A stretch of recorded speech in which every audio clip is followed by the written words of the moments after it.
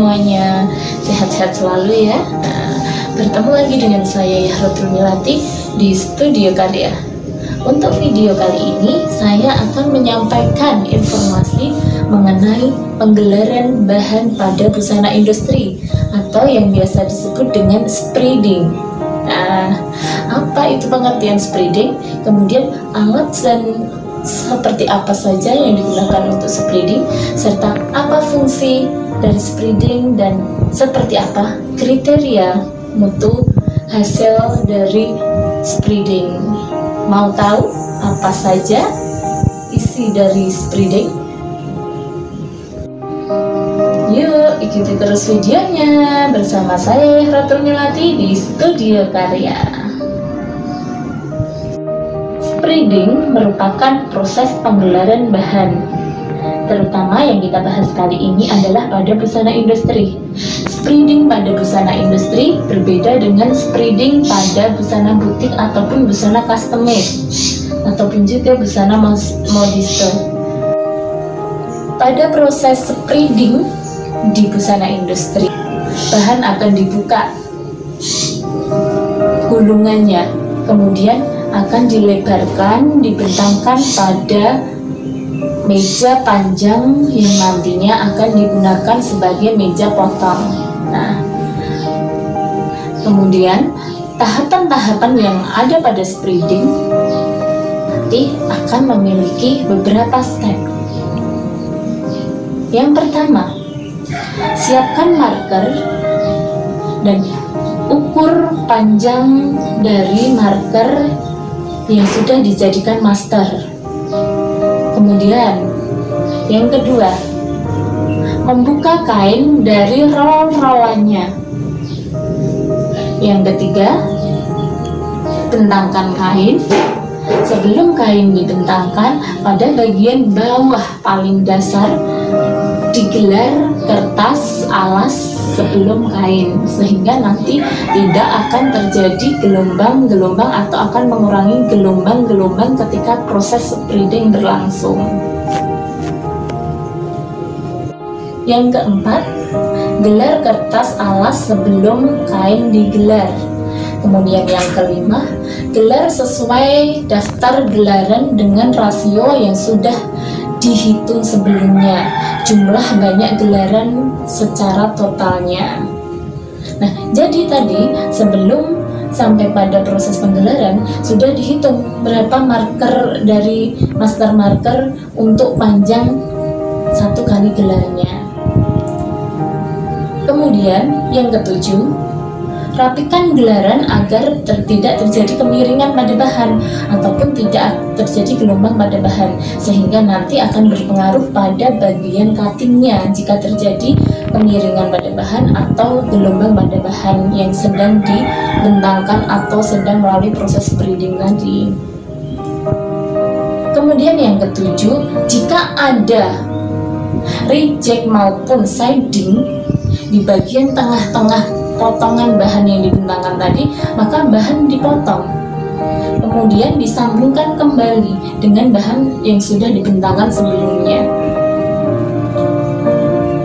Yang kedelapan, letakkan marker di atas bahan yang sudah digelar secara keseluruhan dan cek kembali mengenai rasio bahan, kemudian bahan yang dipakai apakah sudah sesuai gelarannya atau lapisannya, dan jumlah gelarannya apakah sudah sesuai dengan dari order buyer atau belum.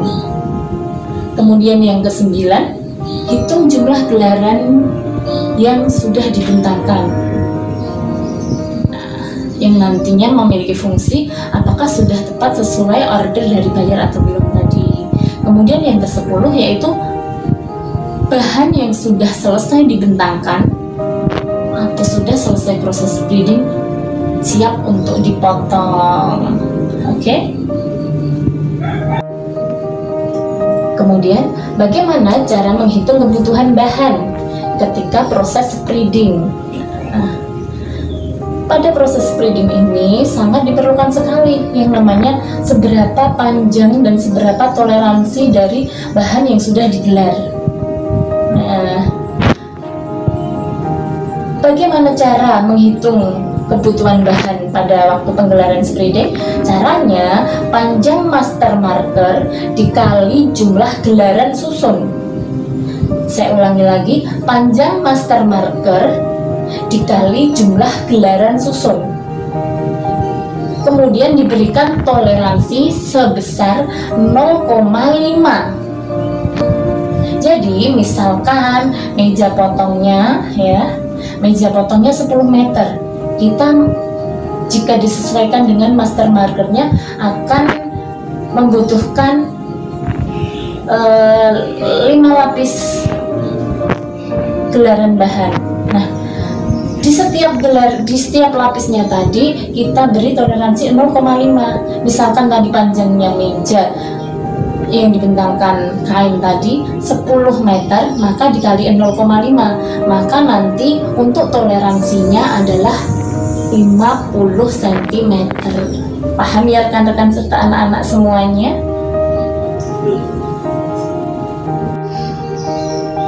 Alat dan bahan yang digunakan untuk spreading dan master marker. Apa saja alat yang digunakan untuk proses penggelaran bahan atau spreading? Nah, alat yang pertama yaitu kain, bahan yang tadinya dibentangkan. Kemudian yang kedua yaitu kapur jahit. Yang ketiga, master markernya serta markernya. Kemudian yang keempat, gunting kain. Jika pada suatu industri berarti gunting kain industri. Dan yang kelima yaitu penggaris yang berfungsi untuk mengukur arah serotnya apakah sudah lurus, benar-benar tepat lurus sesuai arah serot atau belum. Kemudian yang kelima yaitu metlin atau pita ukur yang biasa digunakan untuk mengukur dari panjang gelaran dan juga toleransi ukuran untuk suatu kain yang digelar.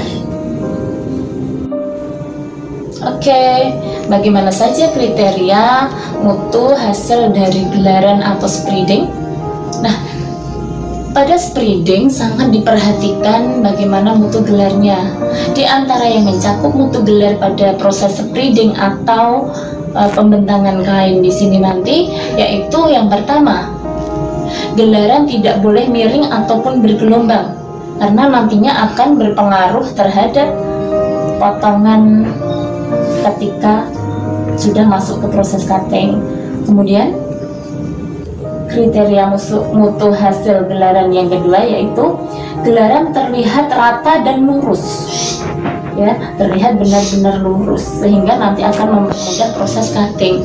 Dan yang ketiga, pada saat menggelar jika terjadi reject bahan, maka bahan yang memiliki reject tadi dipotong kemudian disambungkan dengan lapisan gelaran sebelumnya sehingga nanti akan menghindari reject bahan yang memang akan menjadi cacat kain atau cacat busana ketika melalui proses selanjutnya.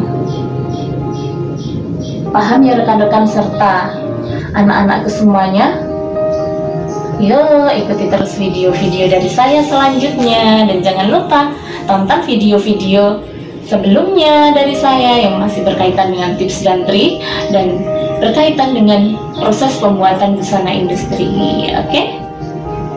Terima kasih. Jangan lupa like, komen, dan subscribe.